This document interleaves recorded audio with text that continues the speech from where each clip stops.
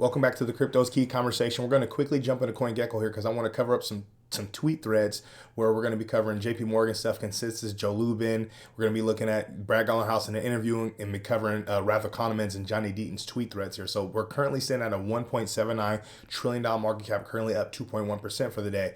Looking at the top 10, Bitcoin sitting at 38,564, Ethereum sitting at 2,564. Then we're Tether's Tether, Binance Coin is sitting at 380, XRP sitting at 72 cents, Terra sitting at $84, Solana $81, Cardano 79 cents, Avalanche sitting at $72. Coming over here to the Bitcoin Fear and Greed Index, we're currently down 2 points compared to yesterday.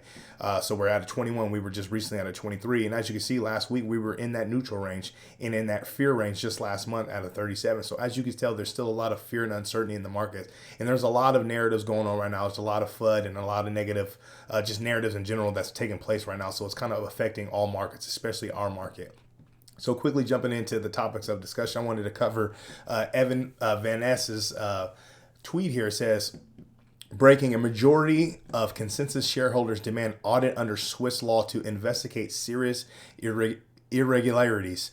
Group alleges MetaMask and Infura were secretly given away to a JP Morgan-backed entity via illegal transaction called Project North Star. So just in our recent video the past couple of days, we were covering what was going on with the MetaMask scandal. And now we know that JP Morgan was with, well, we've known this from video footage, but was confirmed that JP Morgan was with, Ethereum from the get-go. And now they have so-called critical infrastructure owned by, JP Morgan and their involvement.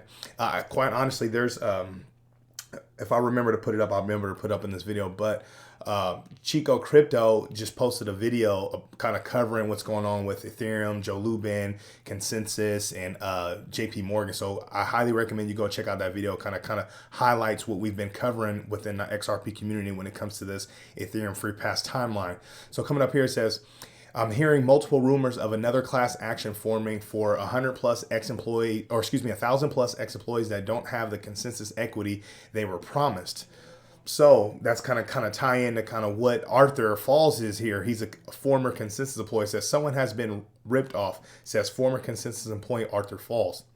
As some shareholders claim they were jilted on a deal between Consensys entity. Joe Lubin needs to make these people whole. So let's take a listen into this really quick. Well, the shareholders of Consensys AG have missed out on their fair share of that $3.3 billion. Recently, there's rumors that Consensys is raising, Consensys Software Incorporated is again raising at a $7 billion valuation. Now, if that transaction was illegal, then unfortunately all of those parties have invested in a company that does not own the intellectual property that it claims to. What we want to see, someone's been ripped off here. Either it's the people who have invested in Consensys Software Incorporated, or it's the original shareholders. And Joe Lubin needs to make these people whole. So we all know about good old Joe. So in his involvement in this Ethereum free pass scandal that we've been covering and putting pieces to the timeline together as an XRP and crypto community, following the lead of digital asset investor Johnny Deaton and all parties involved. So clearly we're starting to see that there's more validity and just validation in the timeline we pieced together, based on stuff like this. So coming over here, I wanted to put this up because it's a good video of Brad Garlinghouse being interviewed on Squawk.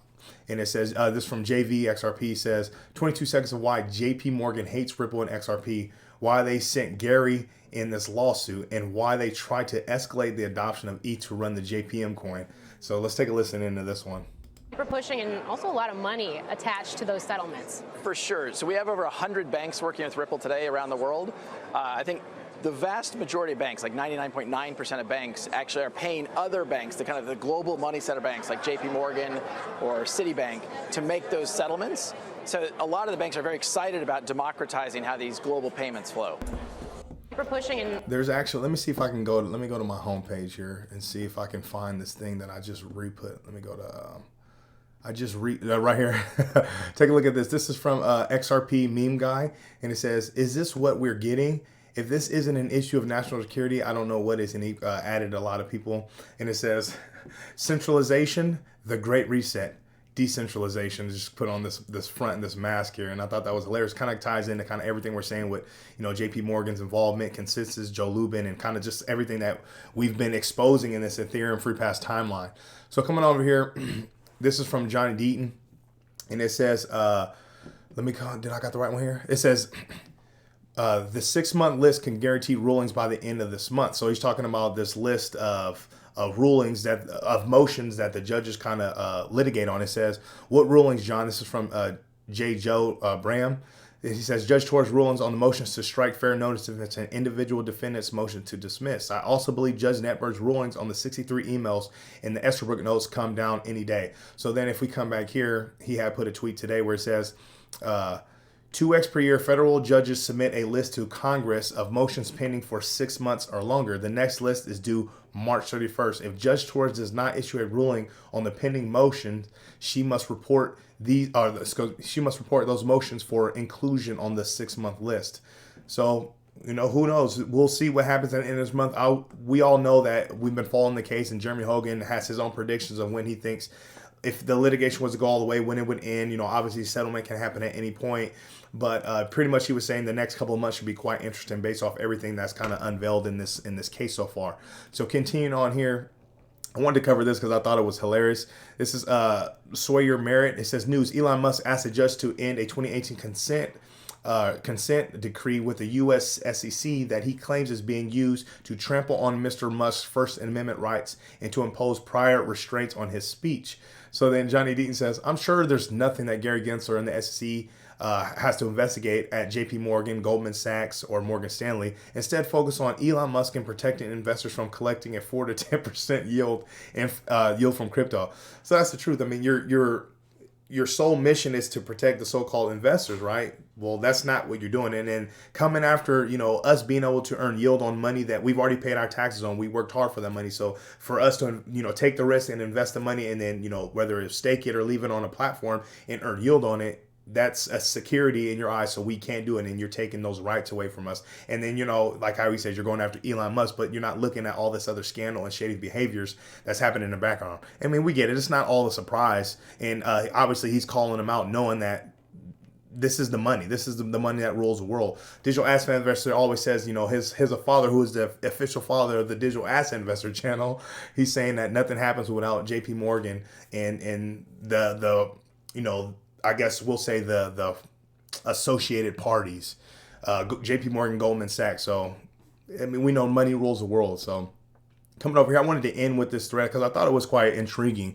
And this is Wrath Economan. And he goes, a thread on XRP price without discussing price because I don't do that. So why doesn't XRP go up while they announce partners? So while they announce partners, yeah, we're seeing that they're announcing partners day by day all the time, and the price is still, you know, stagnant. Obviously, we have the looming SEC case that's being held over its head and all the other negative narratives, but he's kind of talking about it. I wanted to go through this because I thought it was important. It says, mostly, no one needs enough XRP yet. Ripple uses while growing doesn't require enough to raise the price yet. And CEOs don't need to buy it because Ripple can source the liquidity from them cheaply and integrate it. Retail, you and I, sets the price right now on exchanges. That's okay. Ripple is helping build more liquidity. ODL doesn't push price up the way many have hoped, since every buy side has a sell side, ignoring LOC. But it is powerful long-term to get XRP moving in a greater volume and corridors, increasing usefulness and desirability. Absolutely, keep building that those corridors. So then, when this so-called flipping the switch does happen, you have all these outlets and all these corridors, which then increases the usefulness and desirability, as he's saying here. So he says, no, they are targeting treasuries again, along with cross-border remittances and liquidity. This suggests we may see larger chunked payments moving forward amidst the multiple liquidity efforts, and this kind of thing gets retail, you and I, excited. XRP is a long game, capturing as much global value as possible because it is embedded part of the global financial system. It's going to take a minute. Don't be fooled. BTC is still a sideshow with little global financial impact beyond melting ice caps. Okay, so there you go. And it's crucial that the XRPL works just fine right now at low prices and volumes in sticky corridors. That's why it'll grow. It's part of why Ripple is credible to major organizations like the IMF, and not dismissed as a cartoon coin Musk coin tweet about. As more embedded value enters the ledger, price should rise and different dynamics of scale come into play. The spread will mean more demand should increase and the price finally should rise.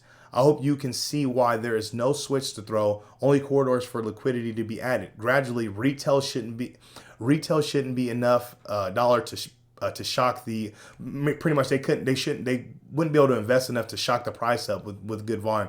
If a government or Amazon, something huge buys in, that could be explosive, but that's not a switch. Also, when folks say XRP needs to be at a higher price to work, no, it doesn't. Not yet. It's working just fine right now. Short's $30 quip illustrated a price point that would be useful for global transactions. An implication, not a strategy. Step 1, make XRP worth $50 per. So coming out here, I think this makes it an immediate price problem since there isn't much incentive for retail XRP traders and lots of bias against. Meanwhile, DGen holders like you and I just help slowly buying up escrow. Of course, I'm broke. What do I know? And then he goes, when I see new Ripple users announce, I am excited. A new company might be enticed to use an XRP product. When I see ODL users announce, I get excited. More XRP will flow. All of this is a long ways out from being a new embedded financial rail, but you have to start somewhere. This is why Ripple has been generous with Ripple X, Forte, Coil, Mintable, etc. More entry points for XRP value to embed itself. NFTs, federated sidechains, as all useful, but they really do is further embed the ledger as the financial highway to travel on. So just building that system, building the structure, building infrastructure. So then when we're ready to flip the switch, you have the corridors, you have the railways, you have the roads, as he say, everything's paved and ready to go in a smooth and seamless transaction. So it says the sign I watch for the growth of other companies, especially Ripple competitors, using XRPL companies like Exo, Exo, I think that's how you say it, making XRP payments without ODL or Forte. That feels like the threshold of some kind. What if JP Morgan gave in and tried to corner the XRP market? Yeah, what if? Boom, right? So I keep watching. Thanks for slogging through. I still refuse to discuss price. So I just kind of wanted to throw it on there because I thought it was intriguing and it just kind of a different look on kind of, us as, we want the price to go up. And yeah, with the litigation that's going on right now and all the negative narratives, we as XRP holders, especially those that's been around for years, we've been through everything, all the ebbs and flows of the market, the ups and downs, being attacked by, multiple different fronts, being one of the most hated, cryptocurrencies out there. It's just like, we've been through so much. So like to see, just a different perspective and kind of, seeing light at the end of the tunnel just with this tweet right here, it's just a positive. So I wanted to share it with you. But with all that being said, stay strong out there, be safe.